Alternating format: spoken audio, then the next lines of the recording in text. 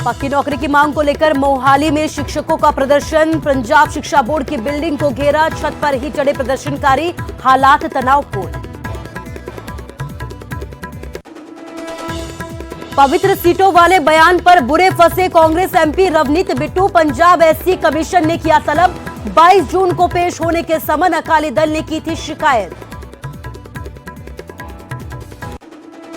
आज दूसरे दिन भी जारी रहेगी मुख्यमंत्री कैप्टन की बैठक। कांग्रेस के कुछ विधायकों के साथ आज भी करेंगे मुलाकात। कल भी विधायकों से मिले थे कैप्टन। पंजाब में बीजेपी का मिशन विस्तार, अलग अलग क्षेत्रों के लोग हुए शामिल। दिल्ली में पार्टी हेडक्वार्टर में ली सदस्यता। हरियाणा में बीज विकास निगम में घोटाला, निगम के निदेशक पर ही घोटाले के आरोप। बीज का फर्जी उत्पादन दिखाकर की गड़बड़ी। टिकरी बॉर्डर पर किसानों ने भरी हुंकार, कहा बर्दाश्त नहीं होगा किसानों की गिरफ्तारियां। किसानों की गिरफ्तारी पर संघर्ष करेगा संयुक्त किसान मोर्चा। फायरिंग से दहला फरीदाबाद, आपसी झगड़े में हुई फायरिंग। जमीन को लेकर भिड़े दो भाई ने भाई पर तानी रिवॉल्वर। फायरिंग के बाद आरोपी मौके से फरार।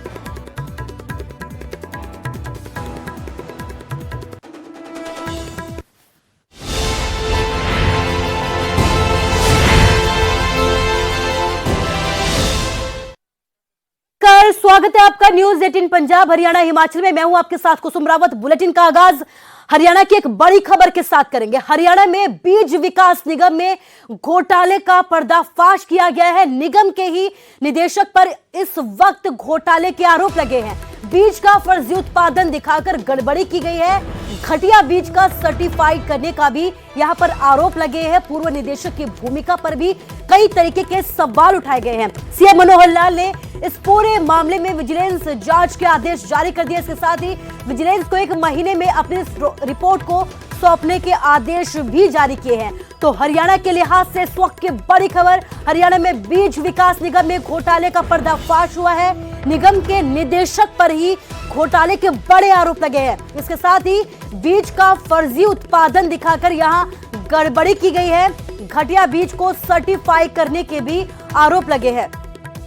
हमारे संवाददाता मनोज कुमार हमारे साथ लाइव जुड़ गया। मनोज, क्या कुछ अपडेट इस पूरे मामले पर, क्योंकि बड़ा खुलासा किया गया और क्या कुछ कार्रवाई की बात अभी तक सामने आ पाई है? देखिए कुसुम, न्यूज 18 हरियाणा पर हम खुलासा कर रहे हैं कि किस तरीके से हरियाणा बीज विकास निगम में निगम के एक निदेशक और पूर्व निदेशक ने ही करोड़ों रुपए का चूना निगम को लगाया है। और जो ये फर्जीवाड़ा है ये सिर्फ 1 या 2 साल का नहीं है। 1974 में हरियाणा बीज विकास निगम का गठन हुआ है और जो इंटरनल जांच हुई है बीज विकास निगम के जो अधिकारियों ने की, उसमें पाया गया है कि ये खेल तो कई सालों से चल रहा था, कई दशकों से चल रहा था। किसानों के जो प्रतिनिधि हैं, अगर थोड़ा सा हम इसको समझा दें अपने दर्शकों को कि दरअसल हरियाणा बीज विकास निगम में 11 बोर्ड ऑफ डायरेक्टर्स होते हैं। 6 डायरेक्टर हरियाणा सरकार की तरफ से होते हैं, 3 डायरेक्टर नेशनल जो सीड डेवलपमेंट कॉरपोरेशन है उसकी तरफ से होते हैं और 2 डायरेक्टर होते हैं किसानों के तरफ से। जो किसान इसमें शेयर होल्डर हैं, बाकायदा इसका इलेक्शन होता है और जो इलेक्टेड डायरेक्टर हैं जिनका नाम महेंद्र सिंह बताया जा रहा है, उस पर आरोप लगे हैं और प्रवेश बोरा जो कि पूर्व निदेशक हैं उस पर आरोप लगे हैं। इन घोटाले को अगर समझने की कोशिश करें तो सीड ग्रोन कार्यक्रम एक होता है जिसमें बीज का उत्पादन किया जाना होता है, जिसके लिए हरियाणा बीज विकास निगम किसानों को चुनता है और उनसे उन बीजों की खेती करवाता है ताकि उस पैदावार को बीज के रूप में सर्टिफाई करके दूसरे किसानों को दिया जा सके। अब इसमें हुआ ये कि महेंद्र सिंह की अगर बात करें तो महेंद्र सिंह ने कहा कि उसके पास 300 एकड़ जमीन है, उस पर वो बीज का उत्पादन करके निगम को देगा। लेकिन बाद में ये पाया गया कि उसके पास सिर्फ 1 या 1.5 एकड़ जमीन है, उसके नाम पर कोई जमीन नहीं है। और ये भी जांच में आया है कि पड़ोसी राज्यों से घटिया किस्म का बीज या गेहूं हम कह सकते हैं खरीद कर निगम को दे दिया गया। और इसमें जो प्रॉफिट है वो कैसे कमाया जाता है इसको भी समझने की जरूरत है। दरअसल जो बीज विकास निगम के द्वारा बीज उगाने के लिए किसानों को दिया जाता है उसकी कीमत 400 रुपए प्रति कुंटल एमएसपी से अतिरिक्त दी जाती है। यानी कि एमएसपी जो है फसल का वो तो मिलेगा ही, 400 रुपए अतिरिक्त मिलेंगे। तो पर कुंटल 400 रुपए ये कमाई हुई। इसके साथ साथ जो धान की फसल है, खरीफ की फसल है या दालें हैं, उन पर 30% एमएसपी से ज़्यादा दिया जाता है। तो इस तरीके से मोटी कमाई की गई है, बड़ा गड़बड़चाला है। और इसी की गंभीरता को देखते हुए हरियाणा के मुख्यमंत्री मनोहर लाल ने पूरे मामले की विजिलेंस जांच के आदेश दिए हैं और यह भी कहा गया है कि 1 महीने में रिपोर्ट सौंपी जाए। जी 1 महीने में रिपोर्ट सौंपने की बात की, लेकिन मनोज, निदेशक पर आरोप लगे हैं, एक बड़ा ओहदा होता है, इस पर क्या निदेशक का किसी तरीके का कोई बयान अभी तक सामने आया है? देखिए, निदेशक की जहाँ तक बात करें तो ये इलेक्टेड डायरेक्टर हैं, यानी कि निर्वाचित निदेशक महेंद्र सिंह जो मौजूदा निदेशक हैं, 11 जो कुल निदेशक हैं उनमें से एक निदेशक है और ये किसानों की तरफ से रिप्रेजेंटेटिव के तौर पर निदेशक है, क्योंकि 2 जो डायरेक्टर हैं बोर्ड ऑफ डायरेक्टर्स में, उसमें 2 डायरेक्टर किसानों के प्रतिनिधि के रूप में होते हैं, जिनका बाकायदा चुनाव कराया जाता है। जितने भी शेयर होल्डर किसान होते हैं वो इनको इलेक्ट करते हैं। तो महेंद्र सिंह का चुनाव इस तरीके से हुआ और ये हिसार का रहने वाला महेंद्र सिंह बताया जा रहा है जिसने ये गड़बड़ घोटाला किया है। इसके अलावा एक पूर्व निदेशक का भी नाम जांच में आया है और जब जांच होगी तो पिछले 30 सालों का रिकॉर्ड खंगाला जाएगा, उसमें कई बड़े नाम सामने आ सकते हैं और कई मौजूदा जो कर्मचारी या अधिकारी बीज विकास निगम के हैं, ऐसा नहीं हो सकता कि इनकी मिली भगत के खेल होता और रहा हो, तो ये इस खेल में कई बड़ी मछलियां फंसेंगी। और एक कुसुम इसमें बड़ा पॉइंट ये है कि जो गड़बड़ घोटाला हुआ वो तो हुआ ही, लेकिन जो बीज इनको बीज निगम को मिला वो बाकायदा सर्टिफाइंग एजेंसी ने सर्टिफाई भी कर दिया हाइब्रिड के बीज के रूप में और उसे दूसरे किसानों को बेचा गया ये कहकर कि उन्नत किस्म का बीज है, लेकिन उनकी पैदावार जितनी होनी चाहिए थी उतनी नहीं हुई। तो किसानों को भी नुकसान हुआ है, न केवल बीज विकास निगम को, सरकार को।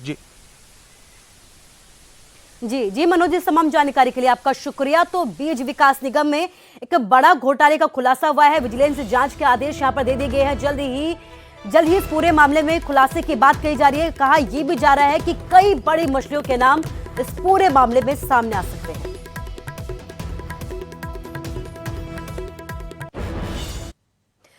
और एक और बड़ी खबर आपको बता रहे हैं, टीकरी बॉर्डर पर किसानों ने एक बार फिर से हुंकार भरी है और कहा है कि बर्दाश्त नहीं होगा, किसानों की जो गिरफ्तारी है वो किसी भी हालत में बर्दाश्त नहीं की जाएंगी। किसानों की गिरफ्तारी पर संघर्ष करेगा संयुक्त किसान मोर्चा। बीजेपी कार्यालय के नींव पत्थर को किसानों ने तोड़ा था। पुलिस ने करीब 60 किसानों के खिलाफ यहां पर केस दर्ज किया है, जिसके बाद इस तरीके का पूरा ऐलान किया गया है। गिरफ्तारी के लिए किसानों के घर पर दबिश दी जा रही है। पुलिस की कार्रवाई के खिलाफ किसानों में रोष है। 26 जून के सभी राज्यों में राज्यपाल को ज्ञापन भी सौंपा जाएगा, राष्ट्रपति के नाम एक ज्ञापन सौंपा जाएगा। 3 कृषि कानूनों को रद्द करना और एमएसपी को लेकर कानून बनाने की मांग रखी जाएगी। तो संयुक्त किसान मोर्चा की तरफ से एक बार फिर से आवाज बुलंद की गई है। कहा यह जा रहा है कि किसी भी कीमत पर किसानों की जो गिरफ्तारियां हैं उन्हें बर्दाश्त नहीं किया जाएगा। हम संघर्ष लड़ेंगे तो हमारे ते पर्चे दर्ज भी होंगे, हम जेल में भी जाएंगे, हमारे ते मन करे हमको गोली भी चले, जान भी देनी पड़ जाए। जो वर्कर जो हमारा आगू 3 चीज़ों को डरेगा वो संघर्ष नहीं लड़ सकेगा। पर सरकार को, हरियाणा सरकार को चेतावनी देने जिमें हम लीडर को घेर देंगे पिंडा में, जे पुलिस जाके छापे मारेगी तो उन्होंने ज्यादा जानकारी के लिए हमारे संवाददाता प्रदीप धनखड़ हमारे साथ फोन लाइन से जुड़ गए हैं। प्रदीप, क्या कुछ अपडेट, क्योंकि एक बार फिर से संयुक्त किसान मोर्चा की तरफ से हुंकार भरी जा रही है। बिल्कुल, जो झज्जर में मामला हुआ था 2 दिन पहले, बीजेपी के प्रदेश अध्यक्ष ओम प्रकाश धनखड़ ने बीजेपी के कार्यालय का शिलान्यास किया था, जिसके बाद किसान यहाँ पर पहुंचे थे और भारी संख्या में किसान एकजुट हुए थे। जिसके बाद यहाँ जो शिलान्यास में ईंटें लगाई गई थी उन ईंटों को उखाड़कर फेंक दिया गया था, जिसके बाद बीजेपी नेताओं के बयान के आधार पर किसानों पर मामला दर्ज हुआ था और उन्हीं किसानों को पुलिस गिरफ्तार करने के लिए दबिश दे रही है, जिसका जो संयुक्त मोर्चा है उसने विरोध किया है। और लगातार संयुक्त मोर्चा कह रहा है कि किसानों के खिलाफ किसी भी तरह के मामले दर्ज जो पुलिस कर रही है उनकी गिरफ्तारियां होने से रोकने के लिए किसी भी हद तक संयुक्त मोर्चा जा सकता है, इसका पूरी तरह से विरोध करेगा। किसान नेताओं का कहना है कि इससे पहले भी पुलिस में मामला दर्ज किए जा चुके हैं, लेकिन वो सभी मामले खारिज किए गए हैं। पहले भी सरकार को मुंह की खानी पड़ी रही। अब भी अगर कोई पुलिस कर्मचारी किसी किसान नेता को गिरफ्तार करने की कोशिश करता है तो एक मुहिम चलाई जाएगी और सरकार का विरोध भी किया जाएगा। जी प्रदीप, इस तमाम जानकारी के लिए आपका शुक्रिया। तो किसानों की तरफ से ये हुंकार भरी है और कहा गया है कि किसी भी कीमत पर किसानों की गिरफ्तारी को बर्दाश्त नहीं किया जाएगा और ऐसा अगर होता है तो इसके खिलाफ पुरजोर तरीके से आवाज बुलंद की जाएगी।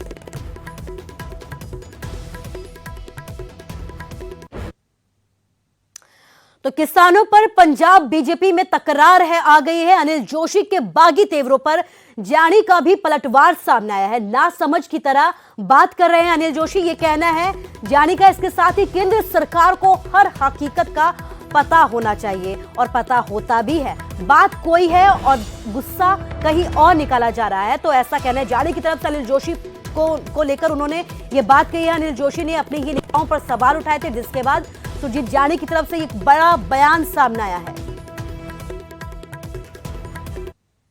अनिल जोशी लगातार पंजाब बीजेपी ਲੀਡਰਸ਼ਿਪ ਤੇ ਸਵਾਲ ਚੱਕ ਰਿਹਾ, ਤੁਹਾਡੇ ਉੱਤੇ ਸਵਾਲ ਚੱਕ ਰਿਹਾ ਕਿ ਤੁਸੀਂ ਗੱਲ ਹੀ ਨਹੀਂ ਸਹੀ ਤਰੀਕੇ ਨਾਲ ਰੱਖੀ। ਇਸੇ ਕਰਕੇ ਕਹਿੰਦੇ ਸਾਡਾ ਪਿੰਡਾਂ 'ਚ ਵੜਨਾ ਔਖਾ ਹੋਇਆ ਪਿਆ। ਪੰਜਾਬ ਬੀਜੇਪੀ ਦੇ ਵਰਕਰਾਂ ਦੀ ਮੁਸ਼ਕਲਾਂ ਤੁਸੀਂ ਖੜੀਆਂ ਕੀਤੀਆਂ ਨੇ। ਦੇਖੋ ਅਨਿਲ ਜੋਸ਼ੀ ਜੀ ਕਿੰਨੀ ਬੋਲੀ ਗੱਲ ਕਰ ਰਹੇ ਨੇ, ਨਾ ਸਮਝ ਵਾਲੀ ਗੱਲ ਕਰ ਰਹੇ ਨੇ ਵੀ ਅਸੀਂ ਤਾਂ ਰੱਖਿਆ ਜਿਹੜਾ ਰੱਖਿਆ।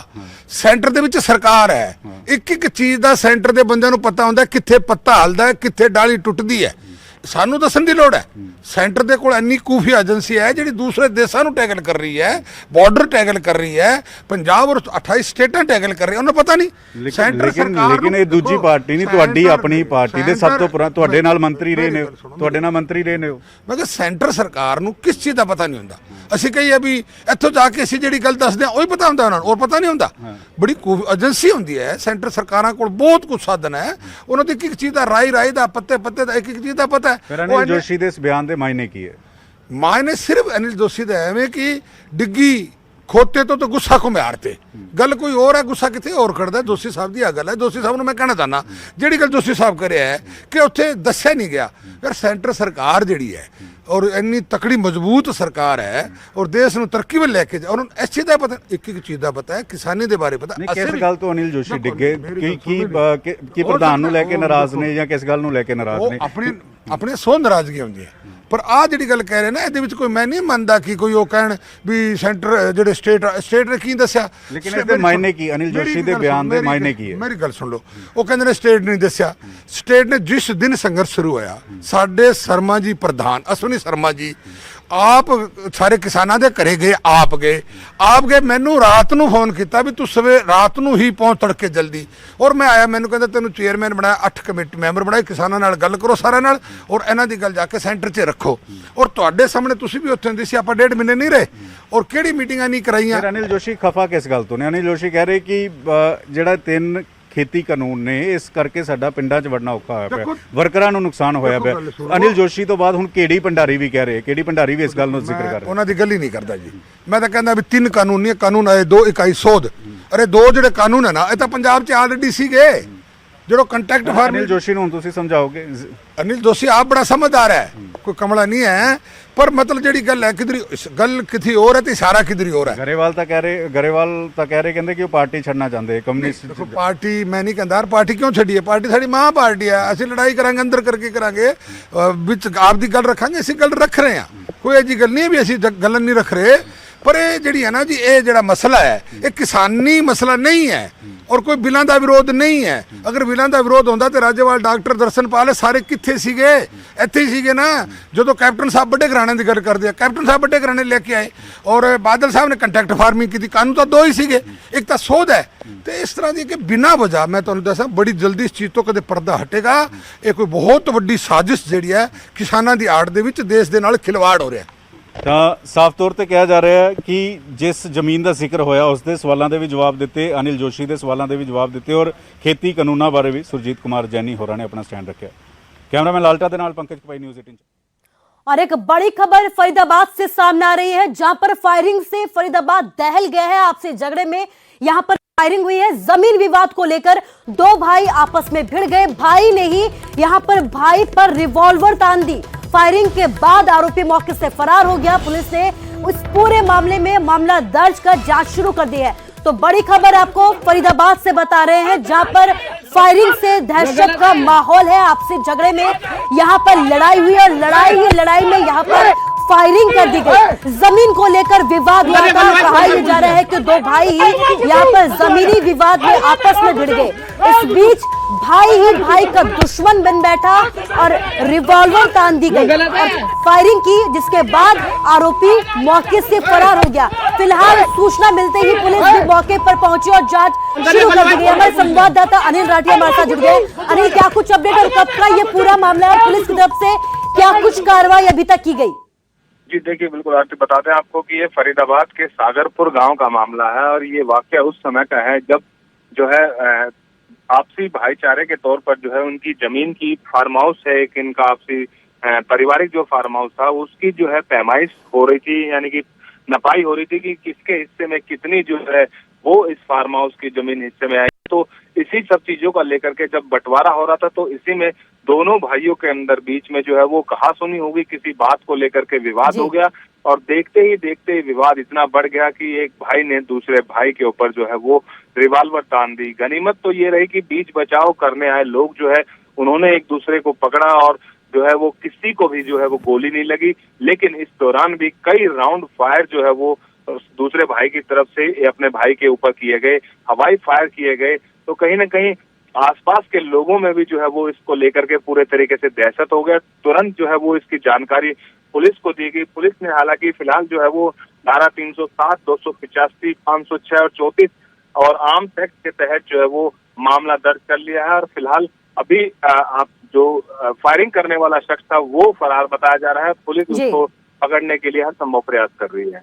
जी अनिल, इस तमाम जानकारी के लिए आपका शुक्रिया। तो तस्वीरों में आप साफ देख सकते हैं कि किस तरीके से जमीन को लेकर यहां पर विवाद हुआ और देखते विवाद इस कदर बढ़ गया कि भाई ने अपने भाई पर ही यहां पर रिवॉल्वर तान दी और न सिर्फ रिवॉल्वर तानी बल्कि कई राउंड फायर भी यहां पर किए और मौके से फरार भी हो गया। फिलहाल पुलिस ने जांच शुरू कर दी है।